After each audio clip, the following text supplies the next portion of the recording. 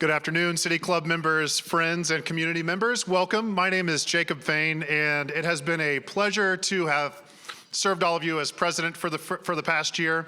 And I am equally excited for the year ahead, welcoming our incoming president, Erica McAlpin, who cannot be here today, but she will be up here next month.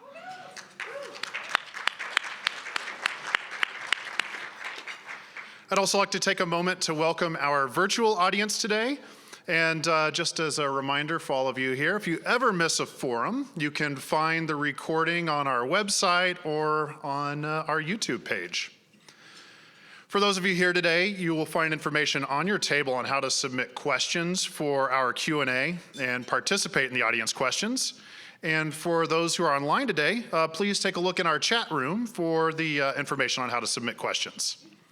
Also, as a reminder to everybody, today is the final day to register to vote in Oregon so that you can receive a ballot for the upcoming election. I look around the room and I imagine everybody in here is registered, but I don't want to make any assumptions. But it's also important, take a look, you could just do a Google search for register to vote in Oregon, and you can actually check your registration status just to make sure that everything's good to go. So before we get started, I'd like to thank all of our community platinum, gold sponsors and partners, starting with ASI Wealth Management, the City of Bend, Central Oregon Community College, OSU Cascades Campus, St. Charles, Pacific Source, Central Oregon Association of Realtors, and Brooks Resources. And thank you to our newest silver sponsor, the Bend Parks and Recreation District.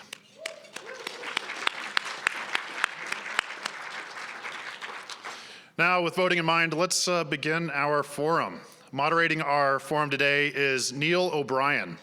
Neil is an assistant professor of political science at the University of Oregon. His research focuses on public opinion, political parties, Congress, polarization, and representation. He is currently working on a book project on the 1960s racial realignment and its effect on partisan polarization. Please welcome Neil O'Brien.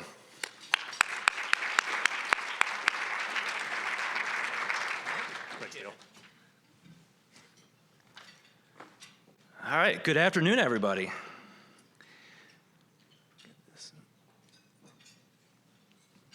Trying to figure out the clicker here, there we go. All right, good afternoon. Thank you for having me. It's great to be in Bend. Not only one of my favorite places in Oregon, but one of my favorite places in the entire country. So it's great to be here. So as you know, our topic today is ranked choice voting. And this presentation is going to try and broadly go over three broad questions. First, what is ranked choice voting? Two, how does it differ from our current electoral system? And then three, where is ranked choice voting currently used? Maybe this will be a little bit easier. Awesome. Okay, so the system by which voters choose candidates varies by local, state, and national context. And most elections in the United States use a first-past-the-post system in single-member districts. And what this means is that voters can vote for just one candidate, and whichever candidate gets the most votes then wins the election. And when I say single-member districts, I mean there's one member of Congress represents one congressional district. So in Eugene, Oregon's 4th congressional district, we have Peter DeFazio representing the 4th congressional district, and he's the only person. Now, there is some variation within the United States, but this is the most common system. And in fact, in elections for the House of Representatives, through Supreme Court cases, through legislation passed by Congress, you're only allowed to have single-member districts. You can't have multi-member districts. That's for the House of Representatives. So, what is ranked choice voting? Ranked choice voting is an electoral system where voters rank multiple candidates from most to least preferred. If a candidate gets a majority of the first choice votes, they win. So this is assuming, like our current system, that we have a single-member district. There's one person that represents one area of land or one municipality. But what if no candidate has a majority of first choice votes? What then happens in that scenario? So under ranked choice voting, if no candidate gets a majority, so if no candidate gets more than 50%, the last place candidate, assuming there are more than 2 candidates, is eliminated, and that candidate's second choice vote is transferred. That voter's second choice vote is transferred to one of the remaining candidates. And this process is repeated until a candidate gets a majority of the vote. So let's take a look at an example using our current system. Single member district, first past the post. You go into the voting booth, or you get your ballot at home here in Oregon, and there's 3 candidates, candidate A, B, or C, and you choose one. And then you mail in your ballot, and that's that. And then those votes are counted, and whichever candidate gets the most votes, gets a plurality of the votes, then wins the election, even if that number of votes doesn't exceed 50%. So in this case, candidate A wins with 43% of the vote. Candidate B and C go home. And this is despite most voters not voting, not preferring candidate A. So you have 57% that didn't vote for candidate A. Now let's compare that same scenario using ranked choice voting. You get a ballot, and instead of choosing just one candidate, you rank the 3 candidates, A, B, and C, in order of preference. I like A the best, B the least, and C is my second choice, for example. So you rank your candidates from most to least preferred, and then we count up the tally of first round votes. So at the first round votes, same as before, 43% to 30% to 27%. No candidate has a majority. So that's where we then go into a second round. And in the second round, the candidate with the lowest number of votes is eliminated. And the people, in this case, candidate C, and the people that voted for candidate C, their second place votes are then redistributed to A or B. So candidate C is eliminated, and for the sake of simplicity, let's pretend half of candidate C voters liked A, half of candidate C voters liked B. Those votes are then redistributed to A and B. And so now in the second round, we have candidate A with 56.5% of the votes to candidate B's 43.5% of the votes. And hopefully I did my arithmetic correctly. I think I did. So the idea here is that more people get a say in which candidate is ultimately chosen. And the person who wins is more reflective, potentially, of the preferences of voters. So where is this currently used in the United States? So in presidential elections, there are 2 states, Maine and Alaska, that have implemented ranked choice voting. So in Alaska, for presidential races, this was approved in 2020, so it will take place in 2024. And then Maine had ranked choice voting for presidential elections in 2020. Now, in state and congressional elections, Maine and Alaska also use ranked choice voting. And then it's currently on the ballot in Nevada. So for Nevada state races, voters this November are going to choose whether we want to move to ranked choice voting. Now in Maine, for federal offices, ranked choice voting is used both in the primary and the general. For state offices, there's a state Supreme Court said it's unconstitutional to use ranked choice voting for the general election. So for gubernatorial elections and elections to the state legislature, it's just first past the post in the general election. And then at the sub-state level, there are over 20 cities that use ranked choice voting. Some high-profile examples are New York City, which got a lot of news last year. During the Democratic primaries, which chose candidates via ranked choice voting. In New York City, the primary is effectively the general election, at least it was in that year. So I got Eric Adams is elected, but then also some cities near us, Oakland, San Francisco, other big cities that use this. So I want to give just one example here using Alaska, which has gotten a lot of news recently, which used ranked choice voting to elect a candidate to their at-large congressional district. So what happened, Don Young, the incumbent member of Congress from Alaska, passes away midterm, and so there's a special election to replace him. There was, if you remember this, there was a huge primary election. I think it was upwards of 50 candidates were running in the primary. And the top 4 candidates then went on to the general. And in the general, there was this ranked choice voting system. And actually the third place candidate dropped out, so there were only 3 candidates on the ballot. We have Mary Peltola, the Democrat, Sarah Palin, who you're probably familiar with, one Republican, and then Nick Begich III, another Republican. In the first round, Peltola gets 39.7% of the vote, of the first choice votes. In the first round, Sarah Palin gets about 31%, and Nick Begich gets about 28%.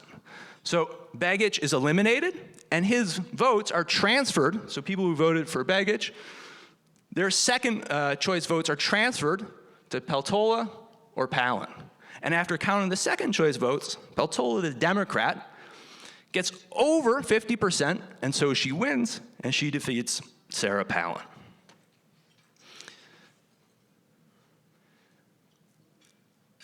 Now, in closing, and this will take up some of our panel discussion and our questions and answers as well, but people might ask, well, why ranked choice voting? Why might we prefer this over first past the post? And depending who you ask, you might get different answers, but these are a few examples that are floating out there. So first, I think advocates of ranked choice voting would say the central purpose of a democratic government is to translate people's preferences into seats in Congress or into seats into the state legislature. And ranked choice voting just does a better job at that than first past the post. And so I think that explanation underpins some of the other reasons people advocate for it. But some people say, look, ranked choice voting encourages third parties. It eliminates what's sometimes called the wasted vote logic. And by that I mean, you have Democrats and Republicans, and then you have a third-party candidate, and you might prefer the third-party candidate, but using first past the post, you know they don't have a great chance of winning, and so even though you might prefer the third party, you're going to vote for either the Democrats or the Republicans. So that's one, I think, thing that people often point to. Another is it encourages political moderation. So people will say politics are very polarized. How can we reduce polarization? That's sort of a first order question for, I think, a lot of political observers. And some people might say ranked choice voting encourages moderation. And then third is that ranked choice voting encourages candidate diversity. How can we get our Congress, how can we get our state legislatures, how can we get our city councils to look like the people that elect them or look like the communities that they serve? And some people argue and say ranked choice voting does a good job at increasing diversity and descriptive representation. Now, each of these points are normative points. You might think, is third candidate, do I always like the third candidate? Is that always better? You might want to think about that in your head. There's a big example going on right now. It's a normative question. Is political moderation good? That's a normative question. But these are some of the things that people point to. So with that, I want to invite up the two guests today to talk about and answer questions about ranked choice voting. Our first guest is Mike Alfoni. He's the executive director and co-founder of Oregon Ranked Choice Voting. Before working on nonpartisan democracy reform, Mike played a role on over 100 political campaigns. Outside of politics, Mike has run a business incubator for small Oregon manufacturers, consulted for the largest employers in Oregon on the future of technology, and designed programs that engaged public school students outside the classroom. When not busy winning democracy reforms, Mike is avidly losing cycling races or producing woodworking of questionable quality. So let's please welcome Mike on stage.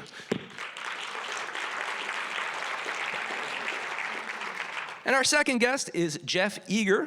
He is a business attorney, political consultant, and writer based in Bend. He served on the Bend City Council and as mayor from 2011 to 2013. He advises candidates for public office in Oregon, as well as people looking to influence the policymaking process. He writes about politics and policy at his Substack newsletter, The Oregon Roundup, and has authored pieces that have appeared in The Bulletin, National Review Online, and The Wall Street Journal. When he's not working, Jeff enjoys spending time with his family. So please welcome Jeff on stage.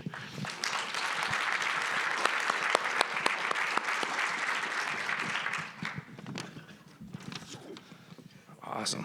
Do you want to be in the middle? I can be in the middle. Okay. Mine too. Okay. Awesome. Awesome. So let's get started. We've come up with some questions that we think might be lingering on people's minds. So I'm going to pose them for our panelists, and then after we finish this, we'll open up for question and answer, which you can answer using the tablets on your table. So our first question is, what do we see as the advantages and disadvantages to a ranked choice voting system? And maybe Mike, we'll start with you, and then Jeff will turn over to you. Sure. Thanks again, Neil, and thank you all for having us here. Really appreciate the opportunity. So I find this, often this is one of the harder questions to answer because, and also keep in mind, I'm an advocate for ranked choice voting, but I think on terms of disadvantages, there are honestly fairly few. There are certainly startup and implementation costs. There needs to be a good voter education campaign run.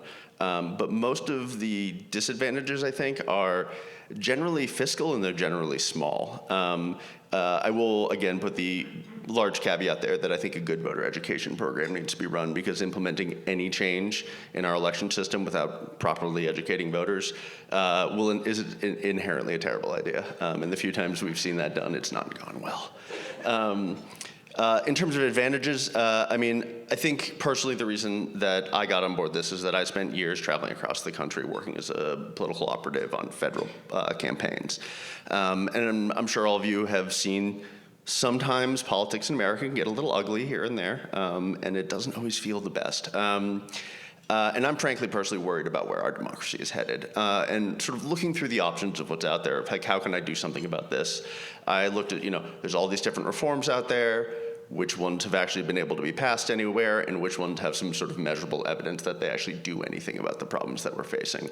And I landed on ranked choice voting because what I see is that it helps moderate political extremes. And I want to be clear, I don't think it just elects more moderates. What I do think it does is moderates extremes. So people can vote for who they want, and that might be a candidate, could be your neighbor, could be somebody who believes that we need to start preparing for the alien invasion, whoever your first choice is. Unlikely to win, unless your neighbor's really good at running for office. And then, through the rounds of eliminations, ultimately ends up at the candidate that best represents a district. And what this does is, again, I think Neil put it really well, which is like whoever gets elected is going to be far more likely to look like the people that they represent. And what we've seen in places that have enacted ranked choice voting is, for example, one study showed that places that went from no RCV to RCV, we see something like an increase from women being on city councils at a rate of 25% to 48% is one example that I like to use. And what we've seen is that it increases candidate diversity because campaigns become less negative. You're vying for second place votes, so it's smart to be like, if you're gonna vote for them first, vote for me second. You don't want to attack anyone because you don't want to look like a jerk. And so what we've seen is more civility and more issue-based campaigning. And I think that's something we can all agree is probably a good thing right now. Jeff, do you want to add to that? Yeah, so it's advantages and disadvantages? Is that the question? Advantages and disadvantages, Got yes. it. I guess I'd echo Mike's view of some of the advantages. I think that it makes it less likely that you're represented by someone who you hate, which is oftentimes in our elections, that's what ends up happening is, half of the electorate or a little less than half of the electorate ends up being represented by someone that they really don't like at all. Whereas ranked choice voting gives you at least the chance of having someone that maybe wasn't your first choice, but is maybe your second choice, and you can live with that person. And I think that would be one advantage. One disadvantage that I haven't necessarily thought all the way through is how it would correlate with election integrity. That's obviously something that we're all attuned to right now. And having sat through a recount on behalf of a client by the county clerk, that is a very arduous process. And our clerk here in Deschutes County, she's no longer our clerk, Nancy Blankenship, did a fantastic job, she and her staff, very exacting process. But the more steps you add to that counting process, theoretically, the more opportunity you have for issues or problems or legal challenges that arise from the counting that takes place at each step. It also could prolong the counting process. And as we've seen, the longer there is uncertainty as to the outcome of an election, the more opportunity there is for bad stuff to happen, legally or politically, during that time. And so when I think of disadvantages, that's really kind of the one that's at the top of my mind. Awesome. Thanks, Jeff. So our second question is, well, how can we actually make this work? What does implementation at the local level in Oregon look like? Can I start with you, Mike? Sure. So in terms of implementation, I just want to be clear, do you mean like the different ways that it could be done, or do you mean in terms of like what are the physical systems required to put in place? I think we could go both. Like, what are the nuts and bolts, the administrative things that need to be done to make this work? So I think, I think you're going to hear me plug this again for a reason, which is the number one thing always forefront of my mind is voter education. I think any time that you go into doing this, people in the election reform world can get caught up in the details of technical implementation. Turns out there's actually a ton of resources on that now. There's now, I think, 56 jurisdictions in the United States using ranked choice voting, dozens more considering adopting it, including, I think last I counted, there was something like 18 campaigns to pass it statewide active in the country right now. And there's the Ranked Choice Voting Resource Center. So anybody in the room who is an elections administration official or tangential or knows one, please make sure they're aware of that, because they're a body that is dedicated solely to coming in and helping election officials here in Oregon. It would be county clerks adopt the right software, do staff training. They have best practices in voter education. So what was once kind of the Wild West of this years ago, before so many places adopted, has become much more of a streamlined process with dedicated teams of experts who are kind of funded to come out and help people on the ground implement it. And for the nuts and bolts, it's mainly just like software upgrades or pressing some different buttons on the voting machines or adding another layer of software on top of what we have.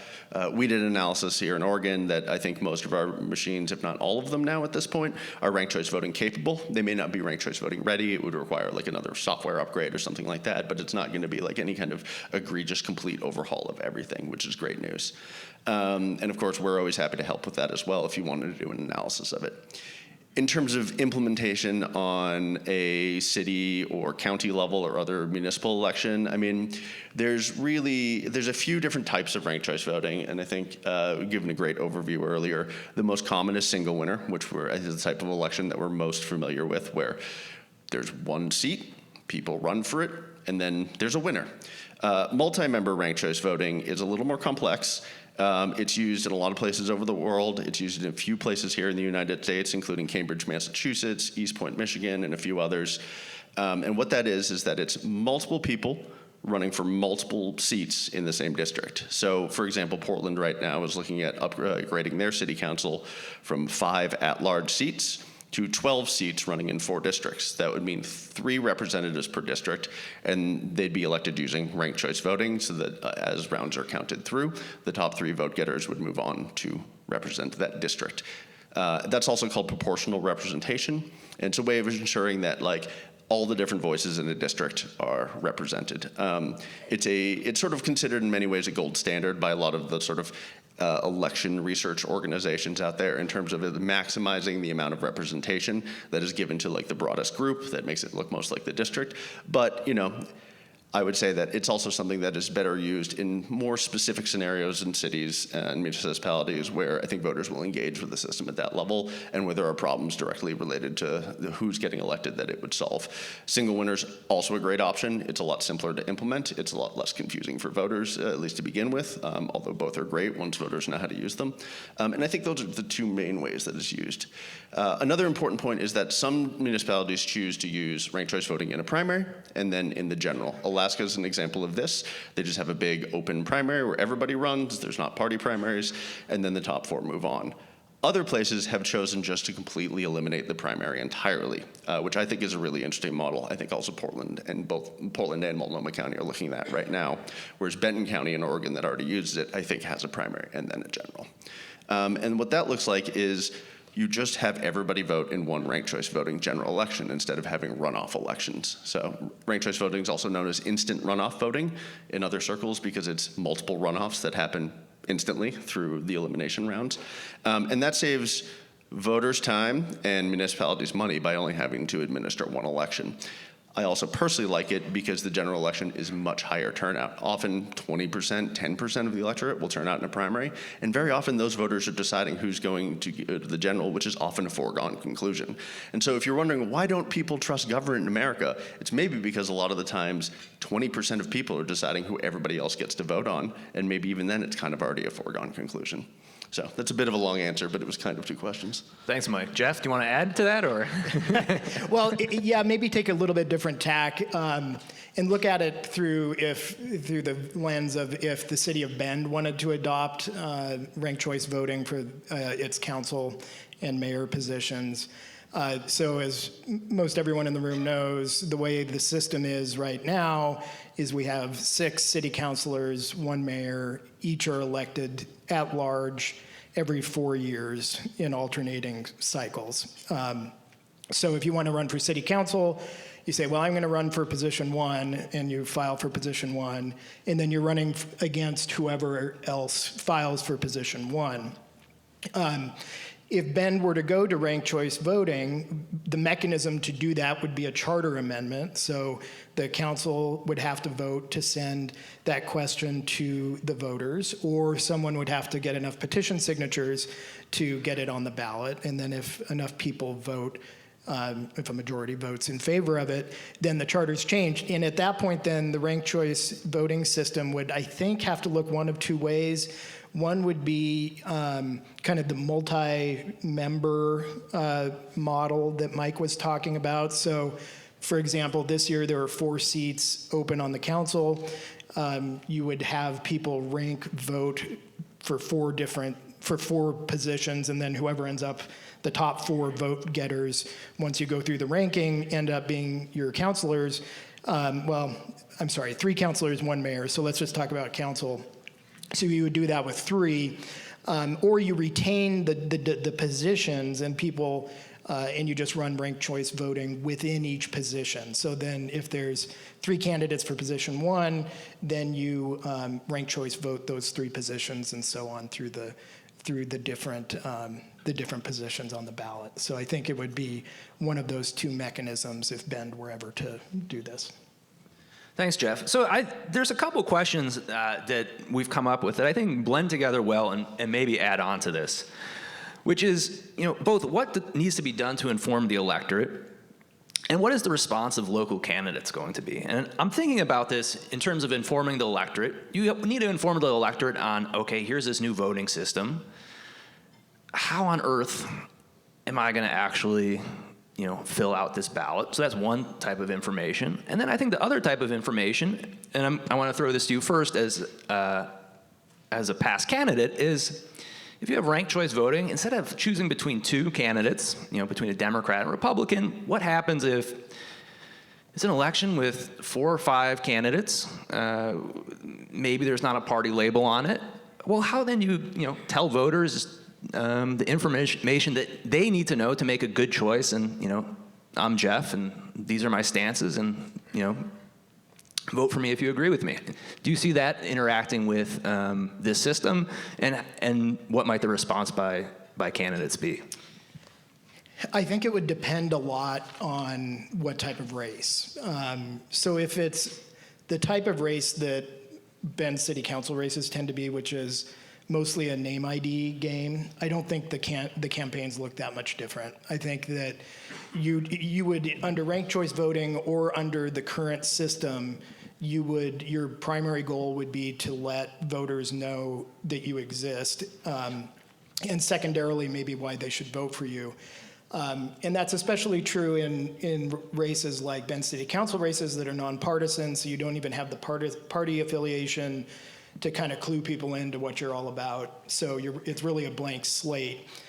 So I think that wouldn't look too much different than it does right now at the city council level. You could see, like take the governor's race right now. I think the governor's race would look quite a bit different if it were being run via ranked choice voting.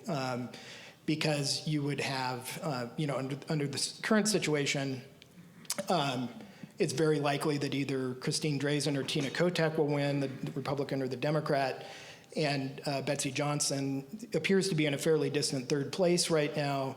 She's a non-affiliated candidate, of course, and with our first past the post system, it's whoever gets the plurality of the votes, and it won't be a majority of the votes is going to win.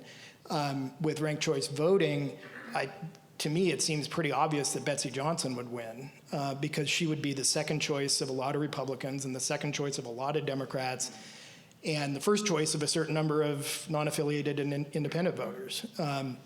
So I think that the outcome in that race would look much different, and the conduct in that race probably would look a lot different too because, especially in terms of is Betsy Johnson going to want to attack the other two candidates because she's making a play for the second choice of their first choice voters.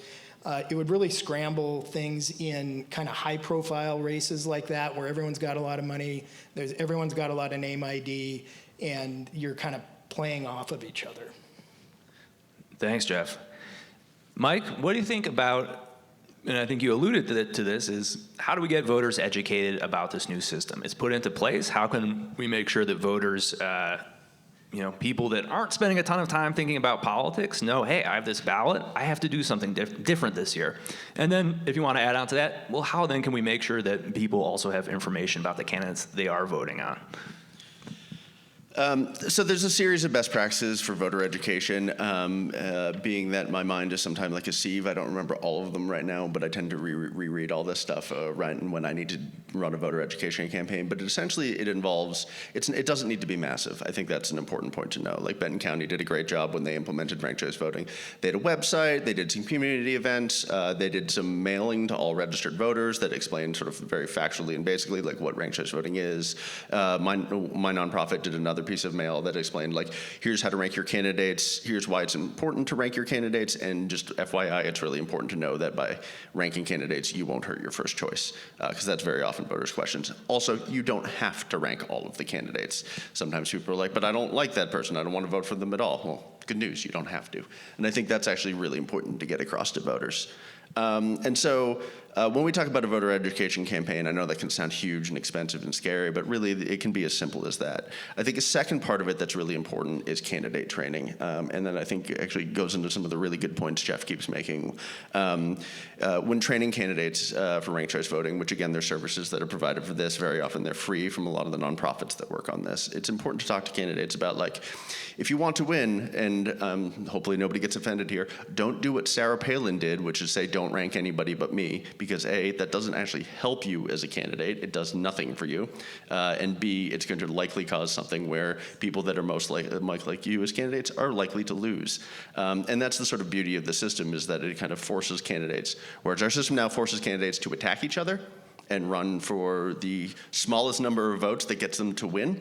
Ranked choice voting requires candidates to run on broader platforms, build larger coalitions, and really run on more issues and appeal to a larger audience, while not just tearing down their opponents. And I think that's really important to educate candidates on. And I think We saw that not go well in Alaska for the first time they used it for at least one of the candidates, if not two of them. And then we saw it also in New York City. I mean, a lot of the party people in New York City were like, oh, oops, we should have figured this out earlier. In the last month, there was a scramble to get all the candidates to start speaking nicely about each other.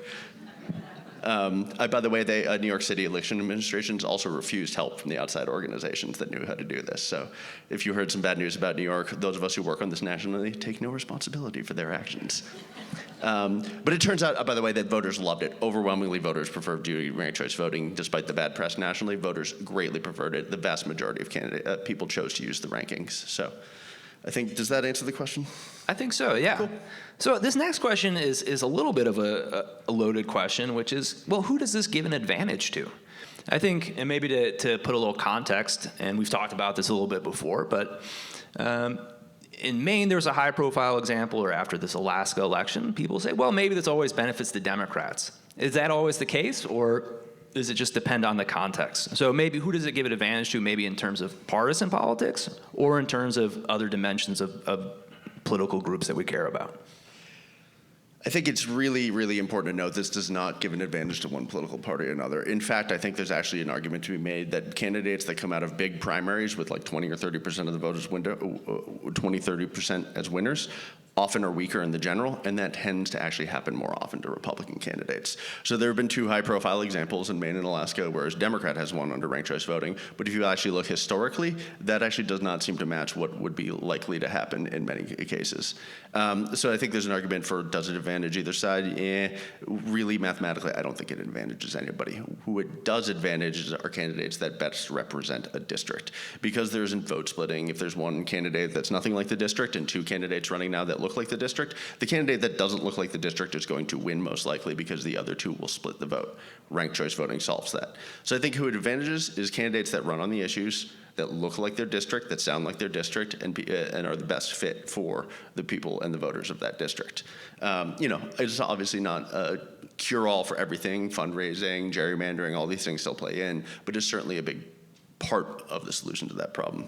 And I would actually, Jeff, I would disagree with you, is that I don't think we can call who would win the governor's race on this one, because the candidates running would be completely different in the race, most likely, and the way they'd be behaving is completely different in the race. I don't like necessarily applying ranked choice voting backwards or to current elections, because those elections would look completely different under ranked choice voting.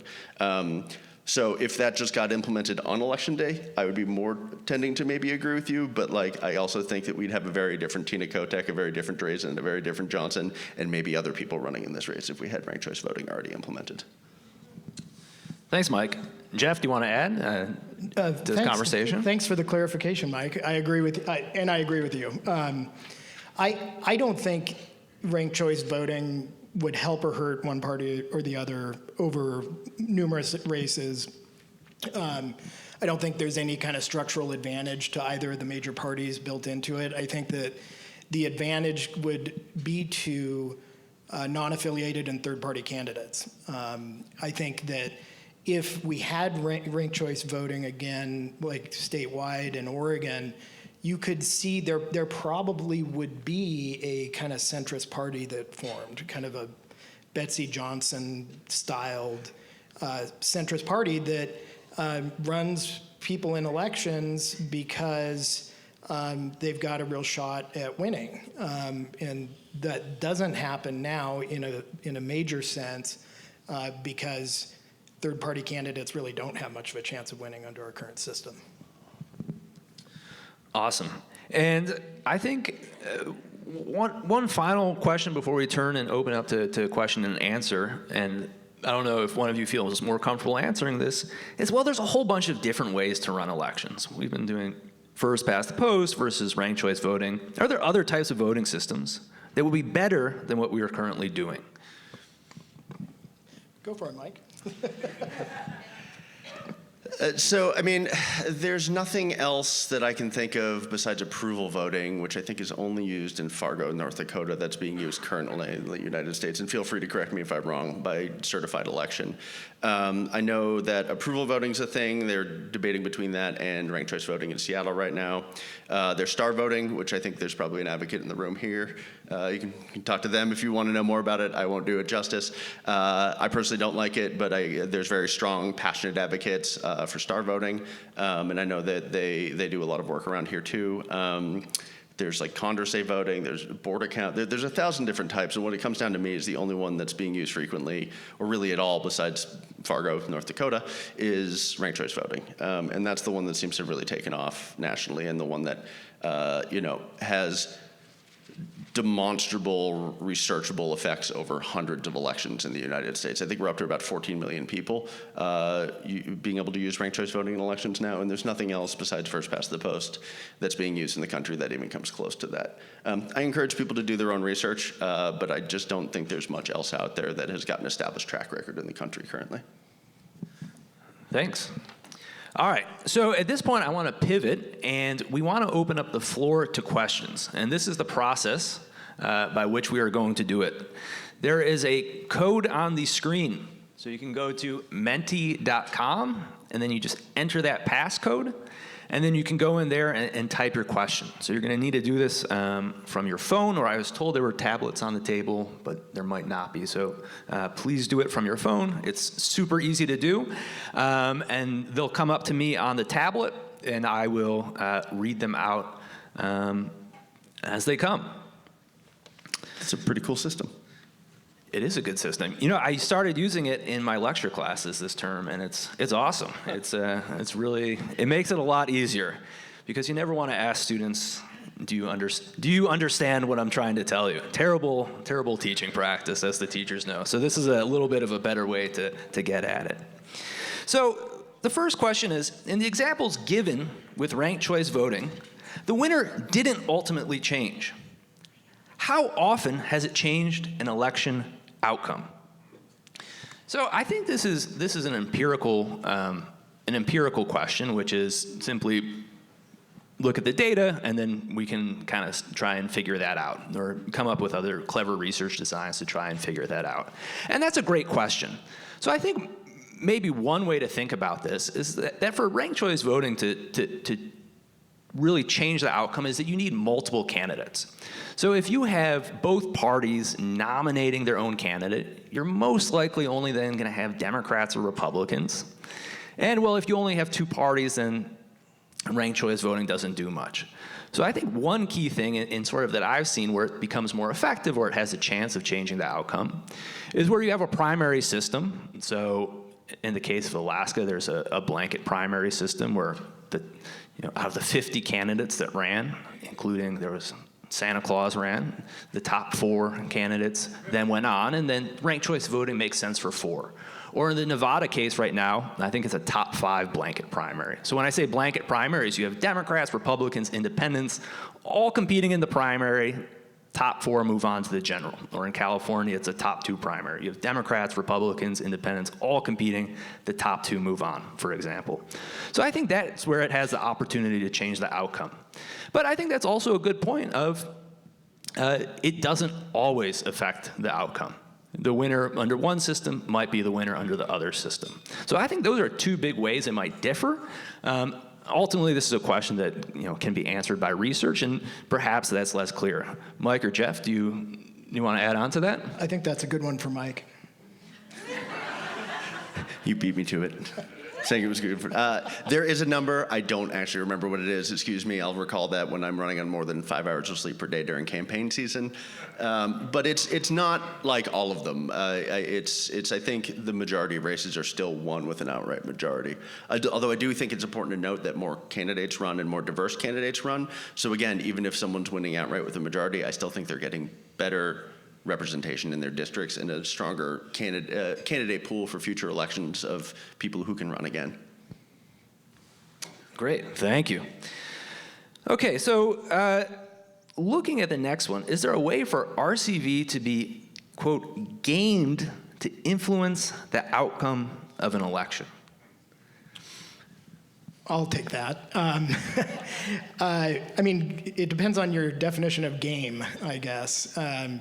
It seems to me that, as we've all pointed out, the candidates would, in many cases, conduct themselves differently under RCV than under the existing system. So if gaming includes being nice to your opponent so that you get their second choice votes, Yeah. In terms of gaming otherwise, I don't see how it's, kind of more nefarious gaming, like election fraud or something like that. It doesn't seem to me that there's really a higher likelihood in RCV than under our existing system. Okay, so I think maybe just to add on to that a little bit, one thing, and I think to always keep in mind with electoral reform, and I think we're talking about ranked choice voting in a kind of a good government concept, is there's a long history in the United States of the political winners changing the electoral system to benefit them, even after the underlying structures change. So, for example, I teach an intro to U.S. politics class. We're talking right now after the poll taxes abolished in the South. Alabama, for example, went from single-member districts to, there's 7 congressional seats from Alabama. The top 7 vote getters got those seats. Why did they do that? Because Alabama had a white majority, and that would ensure there wasn't black representation. So I think that spirit of the question is always something good to think about, but it also maybe depends a little bit on historical context. Awesome. So in the places the courts called RCV unconstitutional, what was the problem with that? I can give an example, or Mike, if you want to jump in. The only one I can think of off the top of my head is Maine, and that was simply due to the word plurality in their constitution. But other than that, I don't know any. Yes, that's the example I had. So just to flesh that out a little bit, Maine's constitution said that elected officials to state offices had to have a majority of the vote, and ranked choice voting, had to have a plurality of the vote in the general election, and ranked choice voting violated that stipulation in their state constitution, which is why the state offices are still first past the post in the general, while federal offices are not. I would also add, for the nerds in the audience, fun fact, which always indicates something that is not fun, by the way. I just point that out. Oregon is the only state in the country that's had preferential voting, which is a type of which is a blanket term for things like ranked choice voting, in the Constitution since 1908. So we know it's constitutional because our Constitution says it. Great. So our next question is, does ranked choice voting have an impact on the amount of money spent in campaigning? I don't think so. I mean, you can speak to the empirical answer to that question if you know it, Mike. To me, it would seem like it wouldn't. I don't see why it necessarily would. Where it might change is if, as part of going with ranked choice voting, you get rid of party primaries in some of these races so that you're not running 2 separate races. Everyone's just in kind of a free-for-all in the general. That would probably mean less total political spending in that race than otherwise would happen. But you're still buying TV, you're still buying mail, you're still buying radio so that voters know to vote for you. Yeah, I mean, I think Jeff's right. And like I said, earlier, ranked choice voting doesn't solve anything, but it does have a positive effect here, but in sort of a weird way. It's not the total amount of money spent. It's the person who raises the most money isn't always as likely to win. So ranked choice voting tends to give more of a boost to candidates that are more grassroots, more issue focused. The best funded candidate's still more likely to win, but less so under ranked choice voting. So it doesn't solve the problem, but there is a small effect here that is measurable. Thank you. Moving on to the next question. Deschutes County voters will be considering eliminating closed partisan primaries and partisan seats in November. How does this benefit moderation, minor parties, and diversity compared to ranked choice voting? I can jump in with some data not from Oregon that kind of speaks to this a little bit.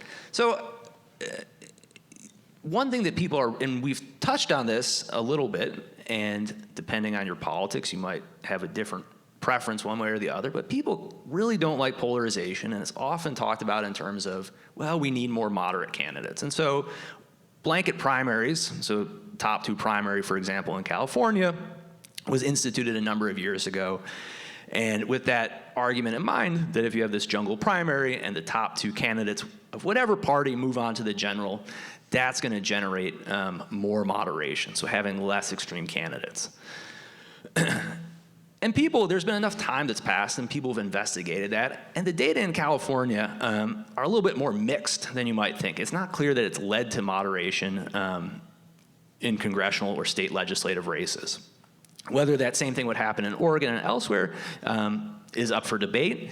It's also just super hard to test those kind of expectations. Why? Because of some of the things that Mike talked about.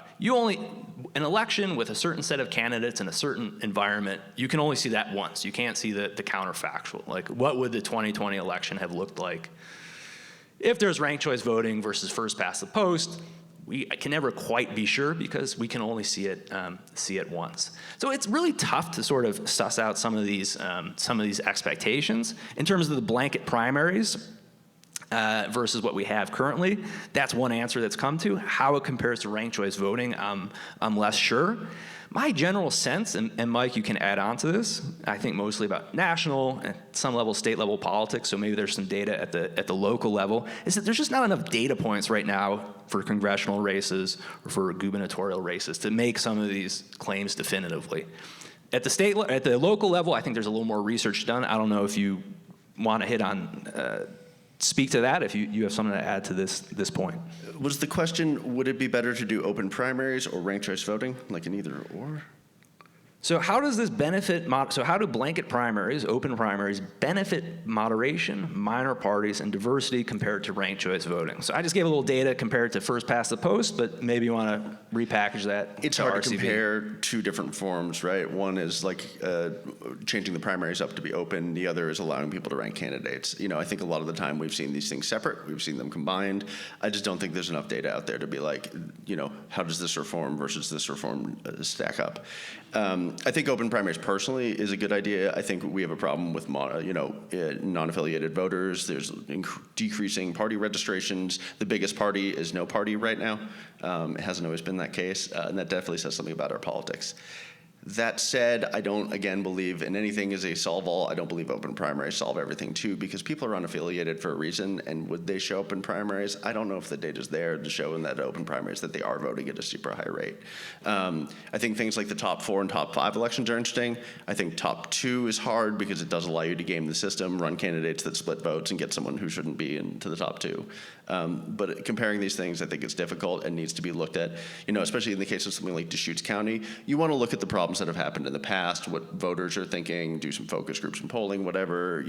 You'd really want to dive into each community and figure out what are the problems and what is the best solution or set of solutions to address the problems this community is facing. I can't answer it for Deschutes County, and if I claim to, you shouldn't listen to me.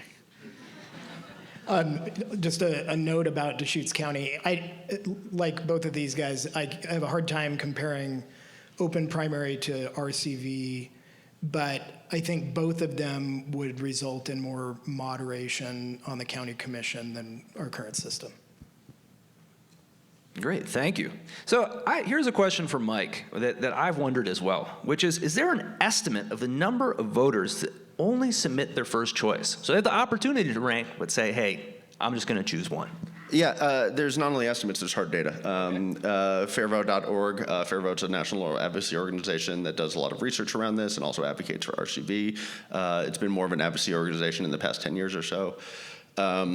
But they have hard numbers on their website. Usually it's around, on the lowest of ends, it's usually in like 2/3 of voters choose to rank candidates. More often it's around 85%, I would say, on average. It's going to change. Again, I'm going to go back to to my 2 favorite words, voter education. In terms of people understanding that if I rank candidates, it doesn't hurt my favorite candidate. And then number 2 is, what are the candidates running? Did anybody do a good job of recruiting? If it's all crud candidates running, no one's going to rank them, right? So there's a couple different variables here, but overwhelmingly we found 2 things, is that the vast majority of voters utilize the rankings, and the vast majority of voters in places that have implemented RCV prefer using it. Thank you.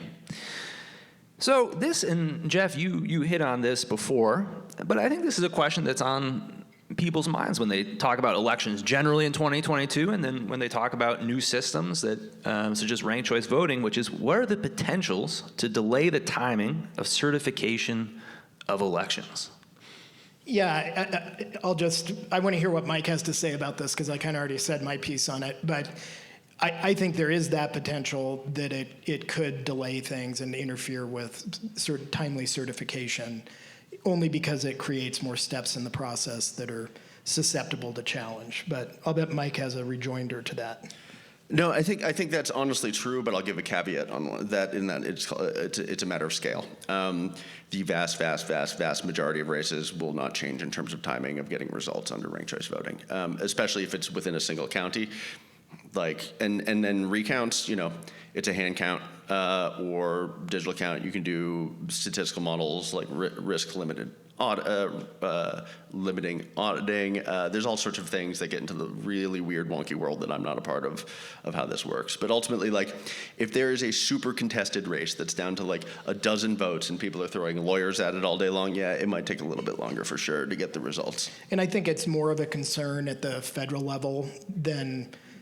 I don't see people storming Bend City Hall if there's a contested city council race. It's still, you want that finality to be reached as soon as possible, but yeah, the main concern in my mind would be at the federal level. Thank you both. So I see a question here that I think clarifies on this point earlier, and because then it started blending together. The question is, how is RC affected related to open primaries and nonpartisan offices?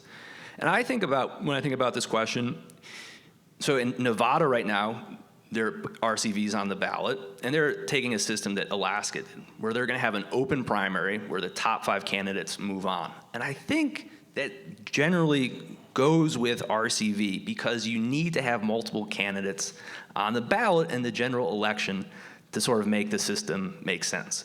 Versus Maine, and I might be misspeaking here, where you have closed primaries, then you still have the Democrat and Republican nominee, at least in the congressional races, and then you're just having two candidates, and it doesn't make much of a difference. So I think it correlates in the sense that it generates a larger slate of candidates, which you need for RCV to start giving different outcomes than first past the post. Mike, did that sound right, or do you want to add on to that? I would just say, anybody remember the names Ross Perot or Ralph Nader?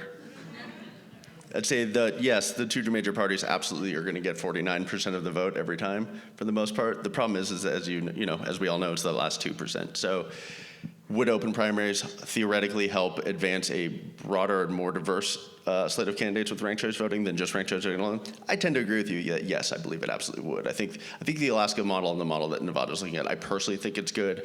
That said, I don't know if enough data is out there to prove that it's good, whereas we have a ton of data RCV showing that it has the effects that it claims, whereas I think the open primary plus RCV, gets to be a little more theoretical, but I do agree that I think it would have these effects. RCV in the general does not do the thing where it's immediately going to have third-party candidates running and winning, although I think over time it will. Once people get used to the system over a decade or two. But it does prevent the spoiler effect where we run into constitutional crises nationally because 49% of the voters voted for one person, 48.9 voted for another, but then there's a third party who split a bunch of votes off. So I think it solves that spoiler problem. Thank you, Mike. So that is all the time we have. So thank you, Mike and Jeff. And at this point, I want to turn over to Kim Gammon, the Executive Director of the City Club.